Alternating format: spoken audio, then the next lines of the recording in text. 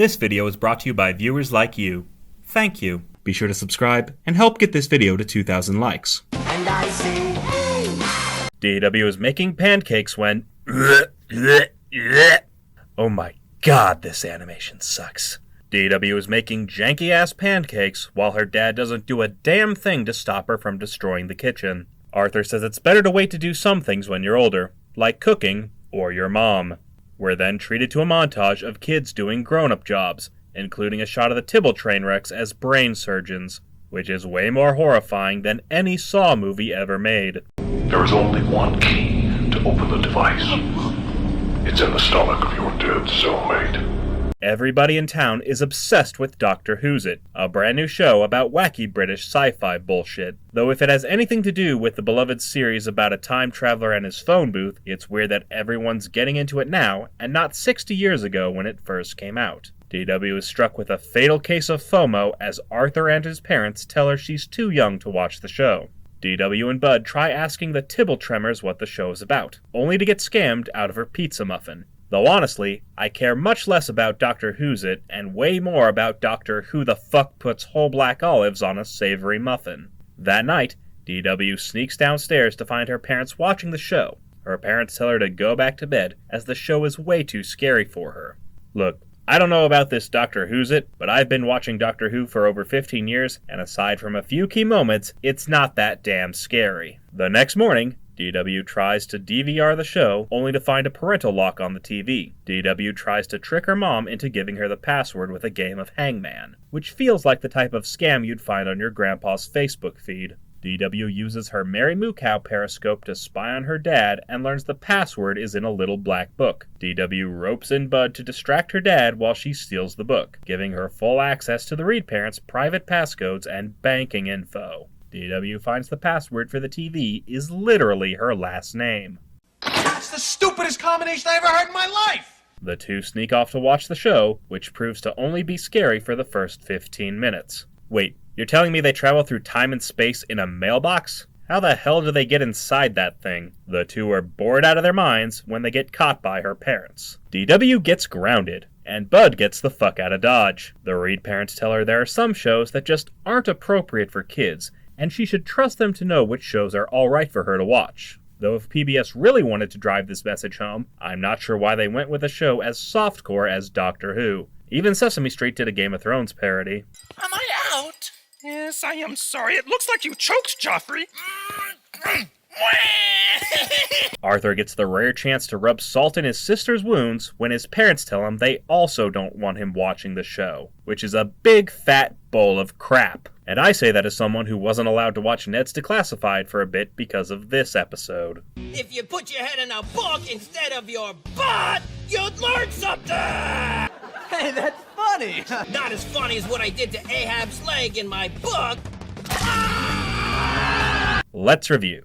DW became obsessed with a show she was too young to watch. Instead of torrenting the show like any other modern child, she tried to scam her parents out of the code for the TV's parental lock. She stole a private book filled with the Reed parents' most sensitive account info, only to find out she could have easily guessed the code on her own. And even after she finally got to watch the show, she got bored halfway through and was somehow surprised when she got grounded for lying and disobeying her parents. Though none of that is nearly infuriating as the Reed parents' decision to ban their 8-year-old from watching a show he's already seen, which seems especially irrelevant since kids now have unfiltered and uncensored access to everything on the internet all the time, including this video. Fuckity ass shit cunt. Welcome back everybody, and FUDW.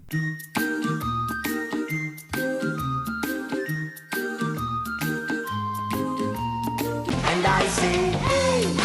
Arthur and DW are at the public pool when the pint-sized terror tries to rope her brother into playing some stupid-ass game. Arthur says screw that and leaves the 4-year-old to fend for herself in open water. Come on in! The water is delicious! What the hell? DW is bored out of her mind and wishes for something interesting to happen, just as irony rolls in like a cold-hearted bitch. Everyone at the pool scrams to avoid getting soaked by the rain. Go figure. As DW realizes too late that she grabbed the wrong backpack. DW loses her shit as her backpack contained her most prized possessions, like Mary Moo Cow, Crazy Bus, and Arthur's balls. DW accuses everyone at the pool of conspiring against her, even though she's the one who took some other kid's backpack in the first place. Instead of dropping the backpack off at the Lost and Found, DW takes the mystery bag home to figure out who it belongs to. Looking for my Snowball, weren't you? Fuck off. DW finds a bunch of random letters on the bag and assumes the owner must be using an alias. She fears whoever stole her backpack is going to slaughter her Mary Moo Cow doll to feed to knockoff Barbie dolls. Jesus Christ. She rifles through the stranger's belongings, discovering a snow globe, a pan flute, and the world's most brittle butt plug. The next day, DW drags her brother all over town to find out where the contents of the mystery bag came from. They go back to the pool, only to find the Lost and Found is closed. DW spots a mysterious figure and chases him down to get her bag back, only to find the Tibble tapeworms playing in the mud. DW sulks away as she laments she won't get to meet her mysterious backpack thief. The next day at preschool, the Tibble tit fuckers are showing off their hand-sculpted dildo when it's revealed Tommy had DW's backpack the whole time. Turns out the letters on Tommy's backpack got rubbed off, and I guess he and his grandma were too dumb to realize he grabbed the wrong bag from the pool. The Tibble toad-lickers reveal themselves to be men of culture, as they made the Eiffel Tower sculpture by hand, play panpipes in a folk music class, and were gifted the Great Wall snow globe from their mom, who apparently exists. Everything wraps up when Emily runs in with a brand new mystery. Dry clean only. Dry clean only? Who's that? I don't know any dry clean only. How did she know they were at the pool? Emily says her hat was stolen and replaced with an uglier one, and I had to rewind this several times just to make sure it was actually a different hat. And the Tibble Trash's mom is never mentioned again after this episode, because their grandma probably lied about the snow globe to spare the twins the shame of knowing their mother ran off after giving birth to the two biggest hellspawns since D.W. Reed. Let's review. DW stole a random kid's backpack and blamed it on everyone except herself. She tried to track down her own backpack by going through the contents of the mystery bag without the owner's permission. She dragged her brother all over town on a wild goose chase that ended with the dumbest twist ever. And even after DW got her backpack back, she roped herself into solving another pointless mystery that could probably be solved in 2 seconds if there were any responsible adults in Elwood City. F you, DW. And I say, Arthur and DW are walking to the movies by themselves, because I guess the Reed parents want their children to get kidnapped. DW is excited to see Toy Story 2, while Arthur wants to see Bill and Ted 5. They take a shortcut to the theater, where Arthur gets pressured by his friends into watching Bill and Ted against DW's wishes. DW is rightfully upset with her brother for making her miss the greatest animated movie ever made, in favor of stoner Doctor Who. DW takes over the show to whine about how she feels stuck in her older brother's shadow. Arthur tells her to get her own show if she wants to keep bitching to the audience. That evening, DW gripes to her mom that Arthur ruined her movie day. Mrs. Reed assures the mop-top miscreant that Arthur won't be going to any movies anytime soon, even though her parents are the ones who let an 8-year-old and a 4-year-old walk to the movies by themselves. DW says she wishes she was born first, specifically so she could make Arthur do whatever she wants, as if she doesn't already do that. Later that night, DW's imaginary friend Nadine shows up with a time-traveling tricycle, even though I'm pretty sure they've already established DW can ride a two-wheeler. Nadine suggests they go back in time to make Arthur fall in garbage, which I guess was the pinnacle of early 2000s humor. DW says she'd rather use the time machine to prevent Arthur from ever being born. DW travels back to the prehistoric era of 1996, where she discovers her parents used to be a princess and a singer for the village people. Jane and David Forrest Reed go to purchase a baby from the baby store, which turns out to be a front for a child trafficking ring. The two are about to buy a baby girl, only to get conned into buying a defective baby Arthur. DW seeks to rectify this by traveling further back in time to make sure her parents buy her instead of Arthur. Satisfied with her time fuckery, DW goes back to the future to see her life is now perfect, as her parents persistently spoil her with a never-ending barrage of pets and money. And yet they still allow the 4-year-old to walk to the movies by herself.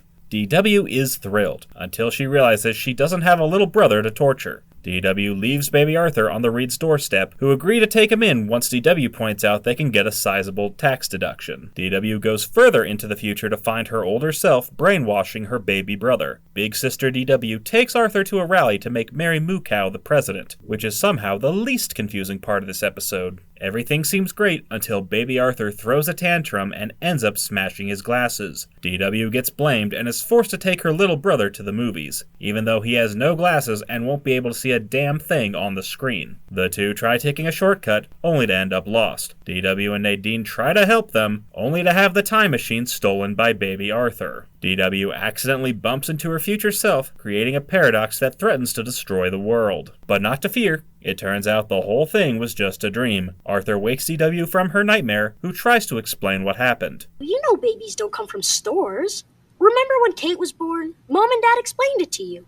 Oh, right. Wait, then what the hell was the last 10 minutes about? In a welcomely wholesome ending, DW falls asleep next to Arthur, as she's happy to have an older sibling to look out for her. Let's review. DW got mad at Arthur for ruining her trip to the movies. She got her revenge by going back in time and erasing him from existence. She screwed up the canon just to make sure she was born first. Her older self took full advantage of her baby brother's naivete until she got a taste of her own medicine. DW realized being the big sibling isn't everything it's cracked up to be, and happily returned to her role as Arthur's younger sister and perpetual tormentor. And in the end, all of this could have been avoided if the Reed parents didn't let their 8-year-old and their 4-year-old walk to the movies by themselves. F you, Mr. and Mrs. Reed. And I say, Nadine comes out to remind everyone just how much DW sucks, as it seems even DW's conscience is getting sick of her crap, like when she ruined her dad's catering job after trying to carry all the boxes at once. DW goes on to ruin her mom's good suit, as Nadine warns us not to watch the rest of the episode. Good enough for me. and I say, Just kidding. DW turns green with envy when she sees Emily's brand new earrings, which are apparently made with real stone. Whoop-de-frickin-do. That afternoon, DW walks in on her brother inhaling cake like a vacuum. Mrs. Reed returns home and DW instantly snitches on her brother's pantry raid. Why didn't you just have an apple? 'Cause your husband's a baker and cake tastes good. Leave him alone. Rather than just asking for earrings, DW tries to coyly manipulate her mom into buying them for her. Mrs. Reed sees through her daughter's BS and tells her to fuck off. DW refuses to take no for an answer. Red flag, as she continues to pester her mom. Mrs. Reed remains steadfast, claiming DW is too young for earrings and they'll just turn her ears green. But that only happens when you buy the crappy copper ones, you cheap bastard. Things come to a head when DW tries making her own earrings by supergluing her mother's jewelry to her hair. Instead of grounding DW for the rest of her life, Mrs. Reed agrees to take DW to the store to look at earrings. DW and her mom go to the store, where they bump into Mr. Crosswire. Mrs. Reed gets roped into a conversation about hypothetical tax evasion, prompting DW to sneak off to get the earrings herself. Nadine convinces DW to turn back, but not before taking a moment to fat-shame Arthur. Hey, that looks like Arthur. Well, fuck you. The two end up going in circles before realizing they're lost. Instead of asking a grown-up for help, DW vandalizes the pig display to get a better view. She sneaks into the security office and uses the cameras to assault the staff and customers, before getting chased out by a janitor who will inevitably get the blame for DW's shenanigans. DW gets chewed out by her imaginary friend for dicking around. Just as she realizes she's hungry, she tries to swipe all the free samples by impersonating the store announcer, only to find there's nothing left. DW fears she may be lost forever, as she imagines a life of stealing food and living in the ceiling. Her daydream is interrupted when she bumps into Emily, who is returning her earrings after they turned her whole ears green, which is absolutely not how that works. Nadine puts her imaginary foot down and demands DW ask Emily for help. Emily leads DW back to the entrance, where her mom somehow hasn't noticed her daughter's been gone for 5 whole minutes. DW says she's changed her mind about the earrings. Mrs. Reed is proud of DW, blissfully unaware of the chaos and destruction her daughter hath rained down upon the one and all mart. Welcome to All-in-One Mart, the store big enough to swallow your town. Today's special in our sportswear department, pre-worn sneakers for lazy people. If you've lost your child, come to our Lost Child department, located behind the toy department. And on your way, why not buy a new toy for that poor, frightened child that you lost? Free samples available all day at our water fountain. Big sale in our book department. Books without vowels now half price. Who needs expensive air conditioning when Army surplus jet turbines are on sale in our wind department? Who doesn't doesn't like the satisfying flavor of fresh, warm, carbonated milk? The late-night treat that lulls you to sleep and burps you too. Don't forget today's sale on chocolate-covered cabbage.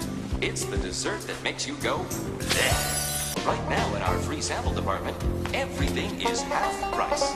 Let's review. DW got jealous of her friend's earrings and endlessly nagged her mom to try to get her own. She pestered her parents persistently and even went as far as to glue her mother's earrings to her hair. She managed to wear down her mother, who reluctantly agreed to take her to the store. DW snuck off the first chance she got and ended up hopelessly lost. Instead of asking for help, she broke into the security office to try to find her own way back. She destroyed half the store and injured dozens of people just so she could get some stupid-ass jewelry. And it was only when her imaginary friend twisted her arm that DW finally asked someone for help. And all of this turned out to be a huge waste of time, as DW changed her mind about earrings the second she found out they turn your ears into avocados. But if there's one message the episode wants you to take away, it's that Arthur's fat.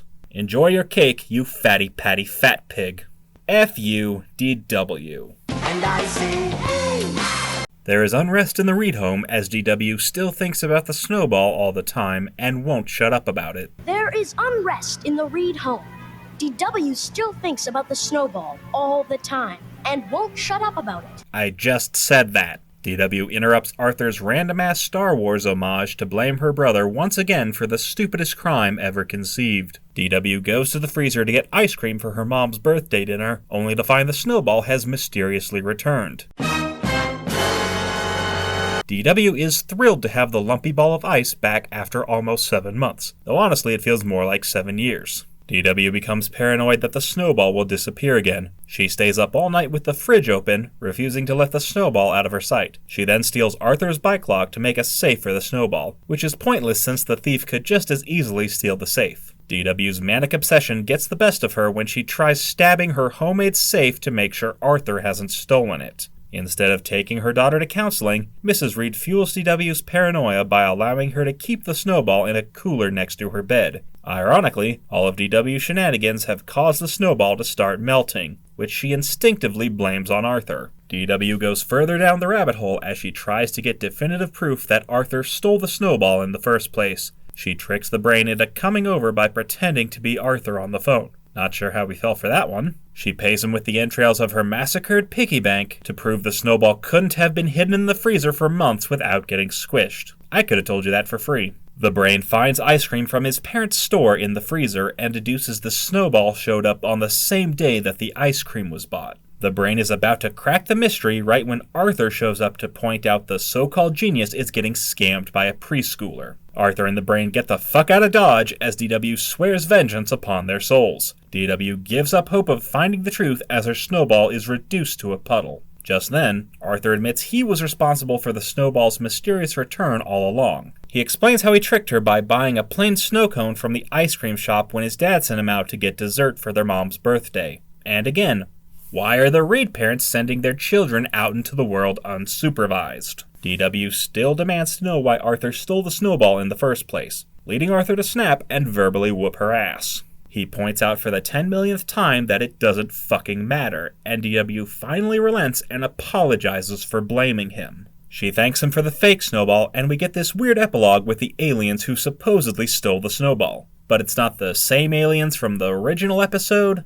But seriously, I'm telling you, it was the dad. It probably just got lost behind all that stuff in the freezer. Uh-huh. Sure. Let's review. DW lost her Snowball and spent almost 7 months blaming it on Arthur. When the Snowball mysteriously returned, she became even more paranoid, keeping it under lock and key and refusing to let it out of her sight. She looked a gift horse in the mouth and spent all her time trying to prove Arthur stole the Snowball in the first place, going so far as to bribe his smartest friend to prove his guilt. She fussed with the Snowball so much that it turned into a puddle in a matter of days. It turned out Arthur put a fake Snowball in the freezer to calm his sister down, which backfired horribly, because no good deed in the Reed house goes unpunished. And it was only when Arthur put DW in her place that she finally agreed to shut up and move on with her life. F-U-D-W. And I say, hey! Hey, I have a Patreon. Sign up at patreon.com/mattneff to get your name in the thank you credits, along with early access to every FUDW and the chance to vote for future episodes. If there's a movie or show you'd like me to talk about, top-tier patrons can commission a review for my channel. Check out the link in the description to become an FUDW superfan. Also, I'm now on Cameo, so make sure to check out my profile to get a personalized FU video. And I say, hey, what a wonderful kind of day. If you could learn to work